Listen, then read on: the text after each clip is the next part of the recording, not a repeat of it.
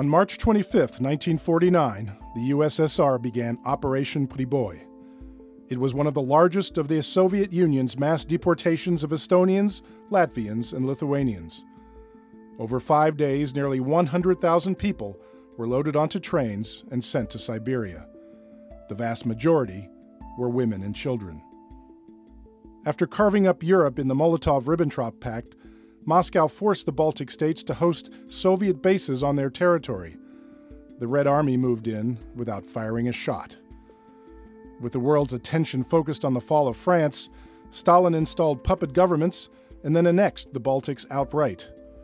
While the U.S. and other Western powers never recognized the Soviet annexation after the war, they were powerless to oppose it. But controlling the Baltics proved troublesome. 4 years after defeating Germany, the USSR was still fighting armed partisans known as the Forest Brothers.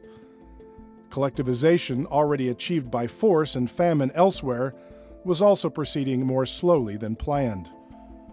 Plans were drawn up in secret. The target was set at 30,000 families, those of rich farmers, forest brothers, and other, quote, undesirable elements.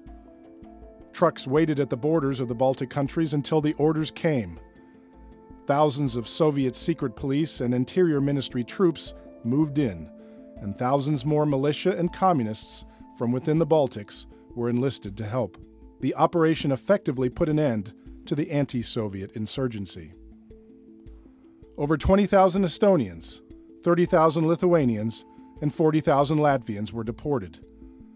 A report to Stalin said nearly 3,000 were, quote, decrepit, solitary old people. A smaller number were unaccompanied children. Almost 3/4 were women and children under the age of 16.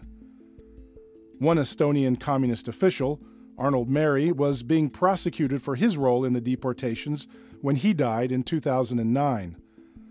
The prosecution said he helped exile 13 people over the age of 75 and more than 60 children aged 12 and under. 11 of the elderly died. Russia posthumously awarded him its Order of Honor.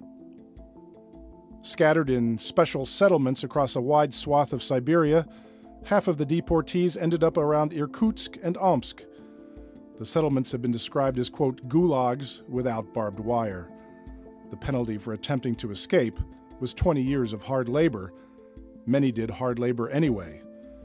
Janina Markovichina, deported a year earlier, spent 2 years on a logging team. Others worked in mines. When Stalin's death was announced at school in 1953, she says she hid her face and pretended to cry along. The deportees were gradually rehabilitated and slowly allowed to return. Janina went back to her native Lithuania in 1968. But many would never regain lost possessions, loved ones, or lives.